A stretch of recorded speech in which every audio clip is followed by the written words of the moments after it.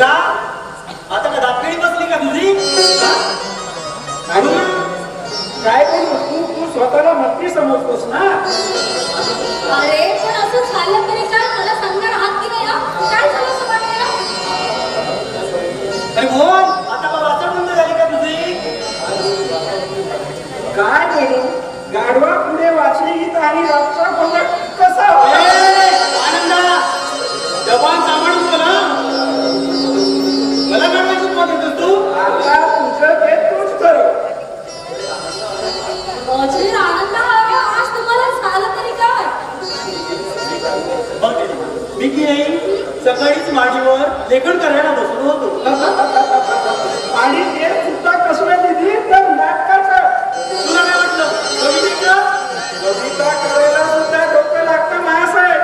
वा वा वा वा म्हणजे मी पितो नाही का? आता ते तुझं तूच कर. आनंद पाहिलं दीदी प्रत्येक वेळी हा माझ्या लेखनाची टिंगल करतोय. पण आनंदा एक वेळ अशी येईल की यावेळी सारं तुझ्या मिठीत असेल नाही?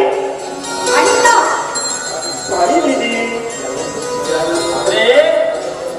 ज्यावेळी मला हे सगळे लोक मोठा नाटककार म्हणून ओळखतील ना त्यावेळी तू सुद्धा माझं अडलंय बेटर.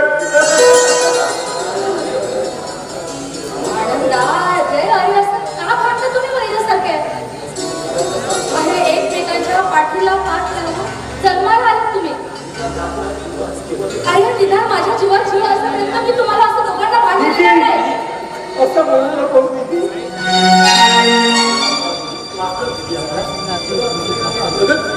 तुला चुकविण्याचा आमचा हेतूच कोणता आहे?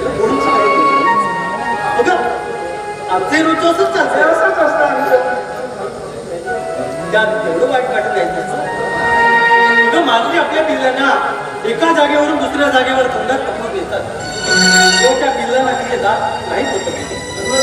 उलट त्या ओमारियात माया साठवलेली असते. अजय आनंद अरे एक ठिकाणी मला तुमची फार फार भीती वाटते रे. आणि भैयाने बनवलेल्या छोट्याशा गट्ट्यात पण तुम्ही कधी उडून तर जाणार नाही का? तू असा अमंगल विचार कधी मनात सुद्धा आणू नको. तुला आठवते माझ्या जन्म झाला आणि आमची आई आम्हाला आणली. काही दिवसानंतर बाबा पण सोडून गेले. आईची माया तू दिली आणि भैयाचं प्रेम वडिलाचं प्रेम आम्हाला आमच्या विजय भैयाकडून मिळाला. तर मला आठवतो त्यावेळी आमच्या घरामध्ये काहीच नव्हतं. भैया सुद्धा कुठं नोकरीवर नसता.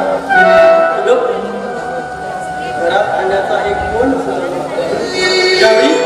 त्यावेळी तू कुणाच्या घरी काम करून थोडं चढणार नव्हतं. आनंदाला आणि इजितला दिलंच. तू आणि भैया मात्र उपाशी राहिला. मी त्यावेळी तुला विसरलो होतो. पण मी जेवले तसं खोटं सांगून तू एक ग्लास पाणी पेली. तो क्षण अजूनही माझ्या नजरेसमोर येतोय ग. पण आता ते दिवस राहिले आहेत का? आणि माणसाच्या जीवनातील सुखदुःखाचे सरी श्रावणातील पावसाप्रमाणे येत राहतात. म्हणून न डगमगता त्या प्रसंगाला तोंड देऊन परिस्थितीवर मात करायला शिकलं पाहिजे. होय आनंद. अरे हो मला सांगा तुम्ही दोघांनी नाश्ता केलात का? नाही बरं थांबा तुम्ही इथेच थांबा तर तुमच्यासाठी नाश्ता घेऊन येता. पाहिलं दीदीला किती वाईट वाटलं ते. त्याला कारणीभूत कोण आहे? अरे तू आहेस तू. मग काय दुसऱ्याची टिंगल करण्यापलीकडे तुला काही सुचतंय का? वा वा शाळा. तुला कुणी सांगितलं होतं माझ्याकडे शब्दांचा अर्थ विचारून? तू सांगितलं का मग मला? उलट माझी कट्टा केलीस तू. कसं सांगणार? अरे स्वतःला जर शब्दांचा अर्थ कळत नाही तर आपण हे नाट्य लेखनाच्या कशाला करायला हवं तुझ्यासाठी? बरं जास्त शिकलास म्हणून शेखी मिरवणूकच तू. मग आता यापुढे काय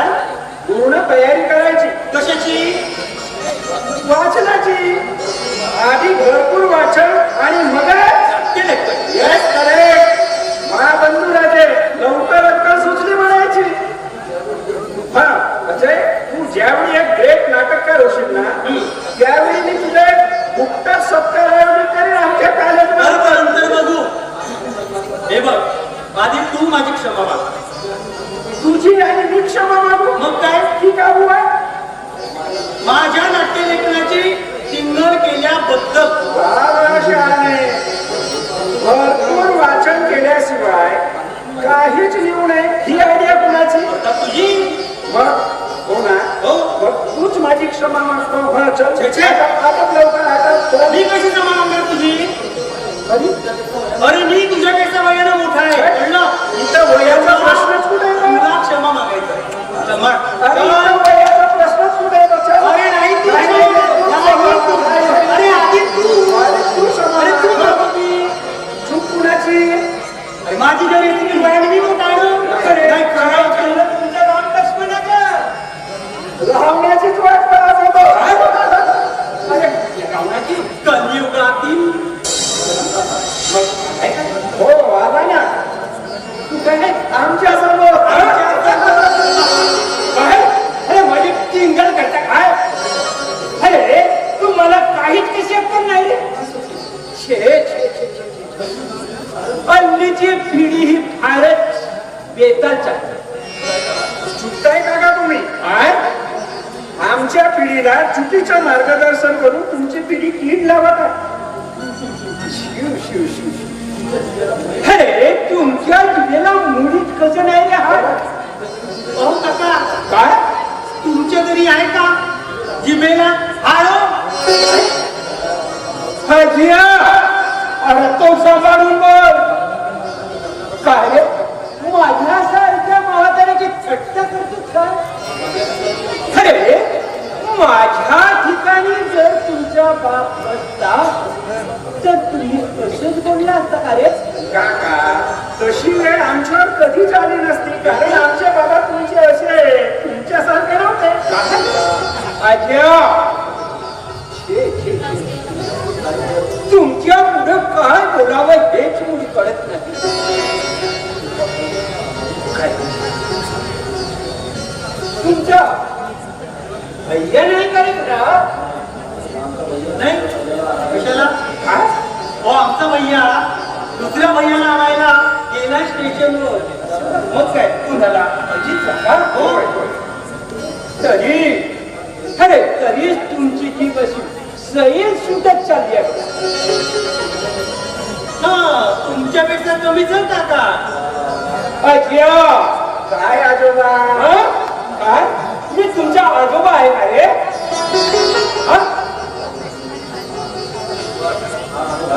आजोबा जरा तोंड सांभाळून बोला हा अहो जाऊ द्या काका पण मी काय म्हणतो सकाळी सकाळीच कुठाली इकडे स्वारी अरे आलं होतं पेटवायला काय आमचं घर अरे नाही रे घर नाही खाकी 30 नंबर आहात खरे बिलंदर बरं काय हो काका ती तुमची 30 नंबर पेटवायला तुमच्या घरी माझीच नव्हती का अरे होती हा पण ही आमच्या हिने ती पुस्तक ठेवली ती सापत नाही म्हणून बोलला. काय कसं करायला अरे काय कसं कसं तुमच्या डोंगराच अहो पण आमचं कर्म तुमच्या बरोबर कसे येणार हो उगाच काहीतरी तोंडाला ते बरवू नका त्या काय मला अरे मॅडम आतपिढी काय हा आतपिढी पाहिजे ठीक घ्या हा तुमचा काय लक्षात ठेवा काय फक्त 30 नंबरच पेटवा अरे उडाचं घर पेटवलं का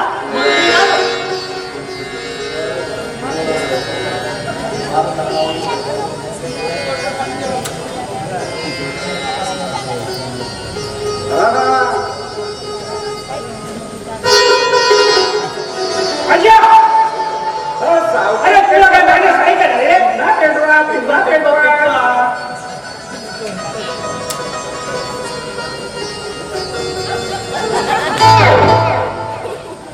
पुन्हा पेटवा आमचीच मातीच आहे पेटवा पुन्हा काय माहिती का ती आपली बरोबर नाहीये म्हणून सावकाश पेटवा सावकाश पेटवा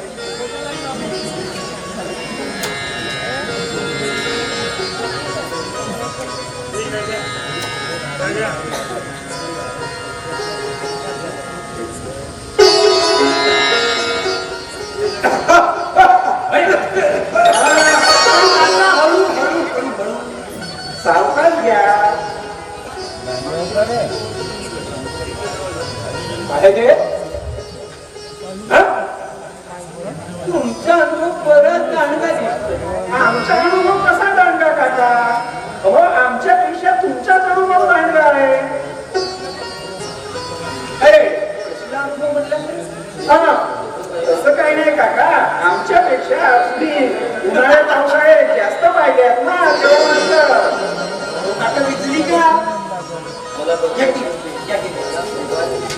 मला कळतात बरं का ही तुमची असली खोचक बोलणी. ओळख नाही म्हणतात ना. हा तुझं आहे तुझं पाशी. म्हणजे तो जागा विसरत असली.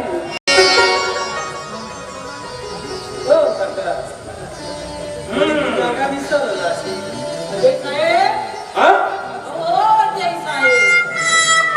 काय म्हणा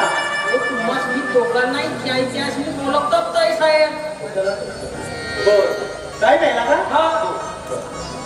बरं काका येतो आम्ही नाश्ता करून. तोपर्यंत तुम्ही बसा 30 नंबर गुंगी. जा जा जा येतो येतो. काय पुरायची हो शिस्त कशी काय ती यांना माहितच नाही. काय रे अरे तुला काय झालं हसायला?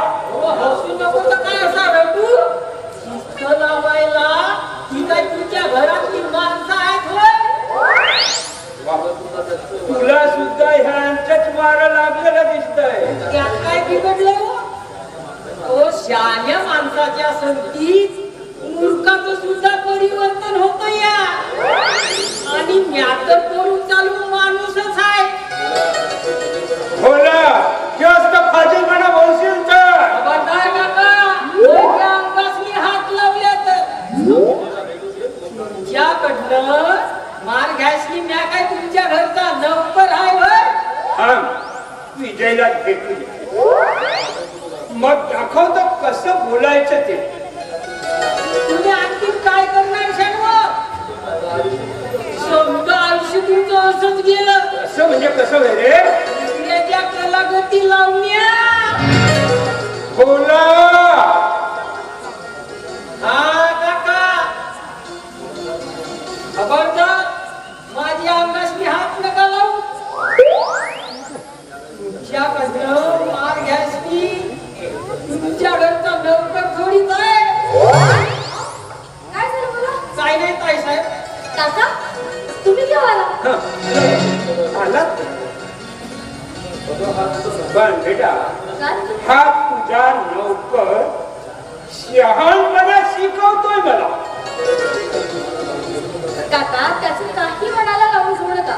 बोला क्लास जा. होय ताई साहेब. आणि त्याला वगैरे काय नका का ते होय बाबा चल. अरे जा जा अरे मोठा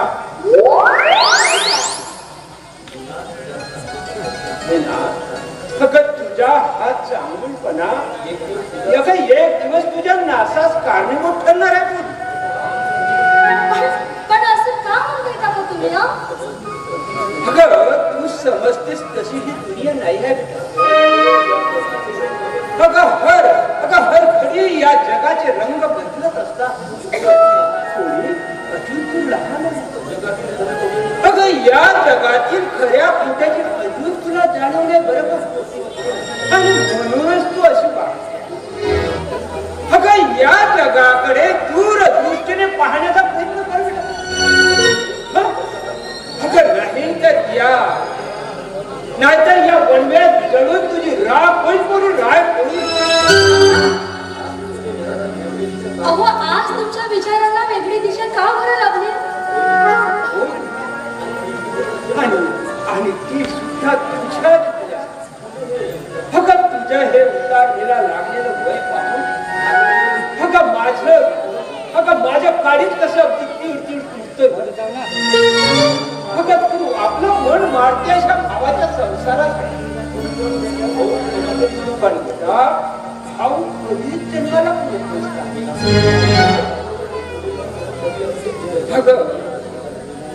आपल्याला या तारुण्याच्या उंबरठ्यावर मुलीला सोबत उभी असते तिच्या सोबतच्या दोन्ही दारात फार भक्कम आधाराची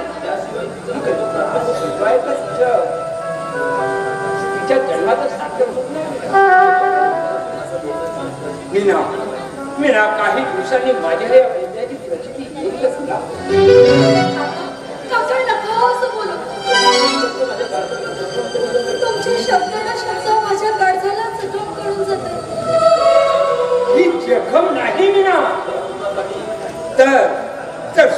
मनाची आक्रांदणाऱ्या भयाळ पक्षिणीची गीता आहे. मीना, तू एकदा स्वतःच्या मनाला फसवूस, पण अनुभवाने पांढरा झालेल्या या काकाला तू कधीच फसवू शकणार नाही. मीना, तुला एकदा असं नाही वाटत की आपल्याला हक्काचं एखादं छोटस घर असावं म्हणून, फक्त जीवापाड प्रेम करणाऱ्या हक्काचा एखादा माणूस असावा म्हणून, प्राण आणून विरही नजरेने त्याच्या वाटेकडे डोळे लावून बसावं म्हणून, आणि काका पुढे मला नाही ऐकू येत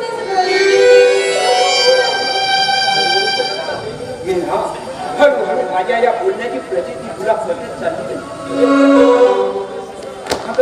अगं तुझ्या दुःखाला वाचा फोडली नाही तर आतल्या आत तुझं मन जडते. अगं तुझ्या त्या दुःखांना वाट मोकळी करून दिली. मीना, अजून वेळ गेली नाही पोरी. मीना, याचा दूर दृष्टीने विचार कर.